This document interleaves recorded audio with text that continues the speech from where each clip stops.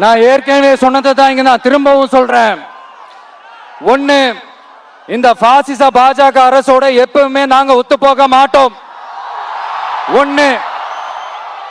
ரெண்டாவது, இந்த திமுக அரசு மாதிரி அண்டர் கிரவுண்ட் டீலிங் மறைமுக உறவுக்காரர்களா இந்த பாஜகவோட எப்பவுமே நாம இருக்க மாட்டோம். ரெண்டு.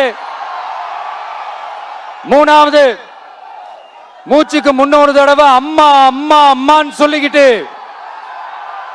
ஜெயலலிதா மேடம் சொன்ன அந்த விஷயத்தை டோட்டலா மறந்துட்டு ஒரு பொருந்தா கூட்டணியா ஒரு கூட்டணியை ஒண்ணு அமைச்சுக்கிட்டு கேட்டா தமிழ்நாட்டோட நலனுக்காக இந்த பாஜகவோட கூட்டணி வச்சிருக்கோம்னு சொல்லிக்கிறாங்களே, அவங்கள மாதிரியும் நாம இருக்க மாட்டோம். இல்ல, நான் தெரியாம தான் கேக்குறேன். இந்த பாஜக அரசு தமிழ்நாட்டுக்கு என்ன செஞ்சுட்டாங்க? நீட்டை ஒழிச்சிட்டாங்களா? கல்விக்கு தேவையான அந்த நிதியை முழுசா கொடுத்துட்டாங்களா? இல்ல, தமிழ்நாட்டுக்கு தேவையான எல்லா விஷயங்களையும் தான் சரியா செஞ்சுட்டாங்களா? அப்புறம் எதுக்காக இந்த சந்தர்ப்பவாத கூட்டணின்னு நான் கேட்கல.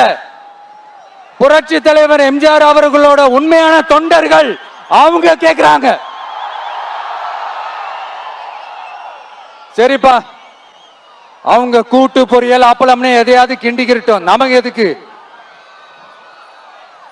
மக்களே, இன்னொரு முக்கியமான விஷயம், இத கவனமா கேளுங்க.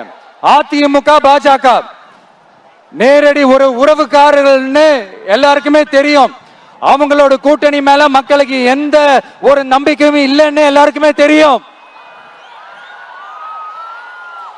ஆனா அட் த சேம் டைம் இந்த திமுக குடும்பம் இந்த பாஜகவோட அண்டர் கிரவுண்ட் டீலிங் மறைமுக உறவுக்காரர்களா இருக்காங்கன்றது தயவு செஞ்சு மறந்துடாதீங்க. வரப்போற தேர்தல், அடுத்த வருஷம் வரப்போற தேர்தல் நீங்க திமுகவுக்கு ஓட்டு போட்டீங்கன்னா அது பாஜகவுக்கு ஓட்டு போட்ட மாதிரி.